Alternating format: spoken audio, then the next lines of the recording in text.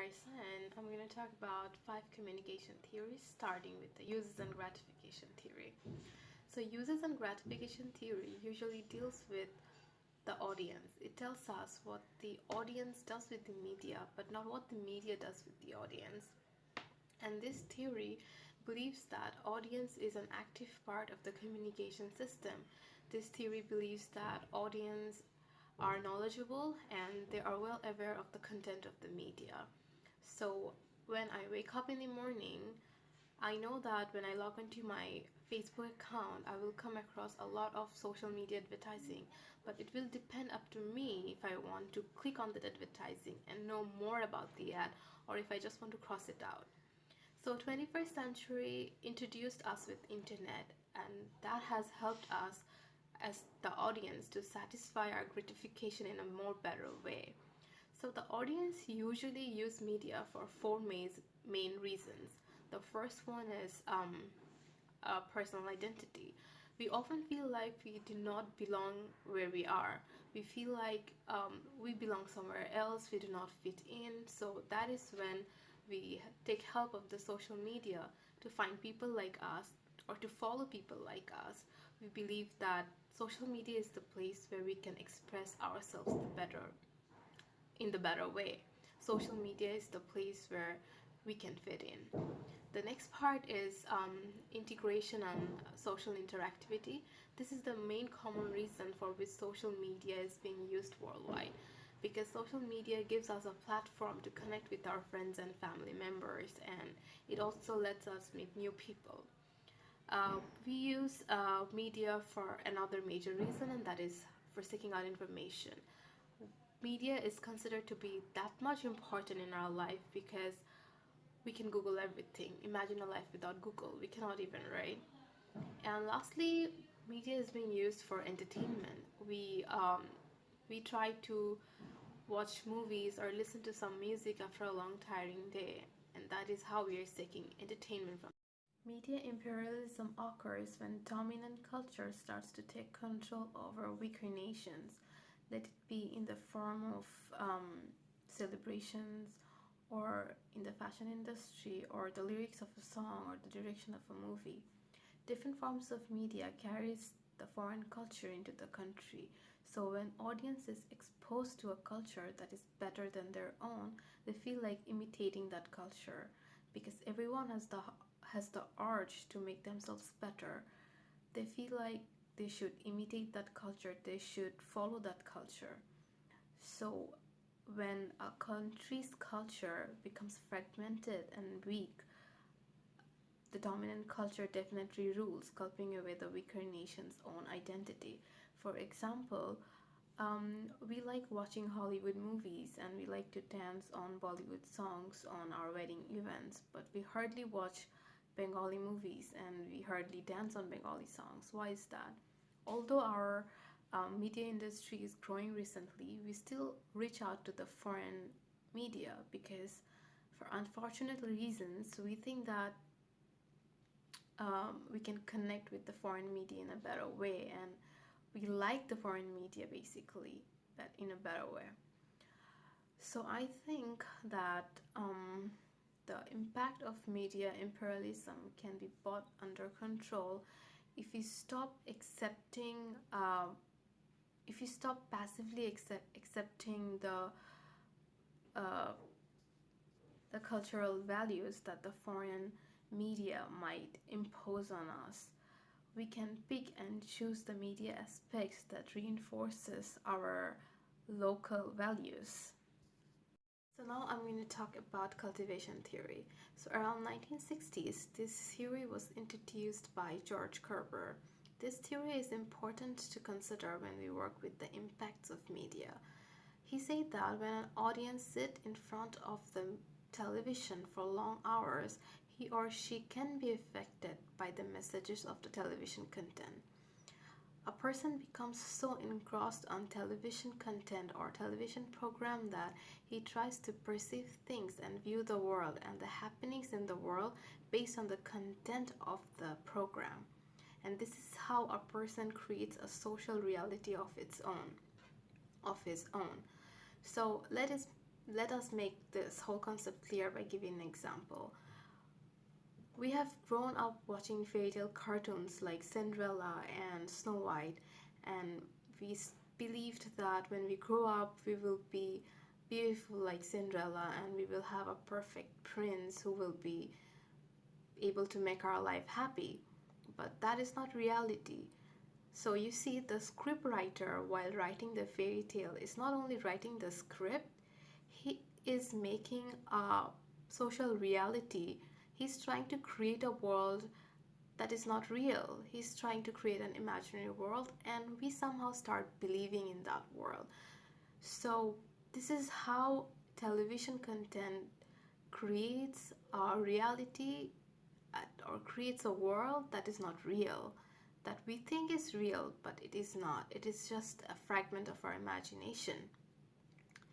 So, the constant exposure to this television content cultivates certain values, desires, and attitudes in us over time. He also said that 90% of the television content has violence in it. Like, the, for example, Game of Thrones is the extreme example, but romantic movies and love stories like Mr. and Mrs. Smith has violence in it as well, and it is a growing concern worldwide. So we are getting exposed to this violence every day, and we feel like this is very normal. We feel like it is a part of our everyday life because that is what the media is asking us to do. So people who watch television for more than 4 hours a day, the heavy users, they kind of get adapted to the violence, and some of them start feeling that the world is not a safe place to live in. And I think this theory is very important because in some way or the other we are getting affected in our daily lives. I am myself getting influenced by television programs, and I am obsessed with few television programs, and I know in my everyday life I'm implementing these things. Now I'm going to talk about audience reception theory. Audience reception theory deals with the way the audience interprets the meaning of a literal text or any other media message. Each of us has our own way of interpreting a message. This theory was used by advertisers and is still used by advertisers to know the psychology of the audience. Stuart Hall encoding and decoding model will help us know about this concept more. So, encoding is the process of inserting a message into a media program. The message is then gets transmitted to the audience, and decoding is the process of interpreting the meaning of the message. Stuart Hall says that each media message should be decoded according to the system of codes, and when the receiver of the message and the producer of the message has equal backgrounds of codes, the message is being transmitted very clearly. He divides the audience into three main parts. The first part is dominant hegemony. In this part, the audience receives the message the way it was encoded. They decode the message completely or exactly the way it was decoded. So the receiver of the message and the producer of the message communicates very clearly here. The receiver accepts the message fully. Next is negotiated. Here, the receiver of the message have the ability to decode the message the way it was encoded. They believe in the dominant society, but they do not believe in it blindly. They have their own values and understanding, and they will use those values and understanding while decoding the message. They will partially believe in the message, but not completely. The last group of audience are the oppositional groups, and they will decode the message in the exact opposite way in which it was encoded. They will have major differences, and they will have arguments about the message, and they will perceive the information just the way they think is right. Max McComb and Donald Shaw investigated the influence of agenda setting theory during the 1960s America's presidential election, focusing on two important things, that is awareness and information.